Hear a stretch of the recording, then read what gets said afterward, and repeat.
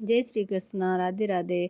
व्रत कथा चैनल अलका दादीज में आपका हार्दिक स्वागत है। आज मैं ये जल जुलनी एकादशी कथा आपको सुनाने जा रही हूँ। त्रेता युग में बलि नामक एक दैत्य था। वह मेरा परम भक्त था।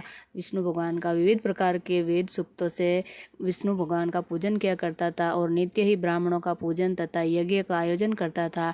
लेकिन इंद्र से द्वेष के कारण उसने इंद्रलोक तथा सभी देवताओं को जीत लिया। इस कारण सभी देवता एकत्र होकर सोच विचार भगवान के पास गए। बृहस्पति सहित इंद्र आदि देवता प्रभु के निकट जाकर और नतमस्तक होकर वेद मंत्रों द्वारा भगवान विष्णु का पूजन और स्तुति करने लगे। अतः मैं विष्णु भगवान ने वामन रूप धारण कर 5वां अवतार लिया और फिर अत्यंत तेजस्वी रूप से राजा बलि को जीत लिया। इतनी वार्ता सुनकर राजा युधिष्ठिर बोले कि हे जनार्दन, आपने वामन रूप धारण कर उस महाबली दैत्य को किस प्रकार जीता। श्री कृष्ण कहने लगे, मैंने वामन रूप धारण कर बलि से 3 पग भूमि की याचना करते हुए कहा कि मुझको 3 लोक के समान है और हे राजन, ये तुमको अवश्य ही देनी होगी। राजा बलि ने इसे तुच्छ याचना समझकर 3 पग भूमि का संकल्प मुझको दे दिया और मैंने अपने त्रिविक्रम रूप को बढ़ाकर यहाँ तक कि भूलोक में पद, भूलोक में जंगा और स्वर्गलोक में कमर, महलोक में पेट, जनलोक में हृदय, यमलोक में कंठ की स्थापना कर सत्यलोक में मुख,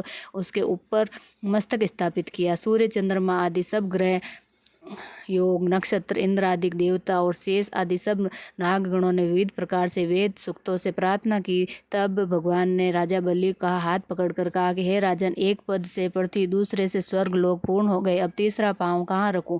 तब बलि ने अपना सिर झुका लिया और भगवान के अपने पैर उनके मस्तक पर रख दिए, जिससे वे भक्त पाताल को चला गया। फिर उनकी विनती और नम्रता को देखकर भगवान ने कहा कि हे बलि, मैं सदैव तुम्हारे निकट ही रहूंगा। विरोचन पुत्र बलि से कहने लगे, भाद्रपद शुक्ल एकादशी के दिन बलि के आश्रम पर भगवान की मूर्ति स्थापित हुई।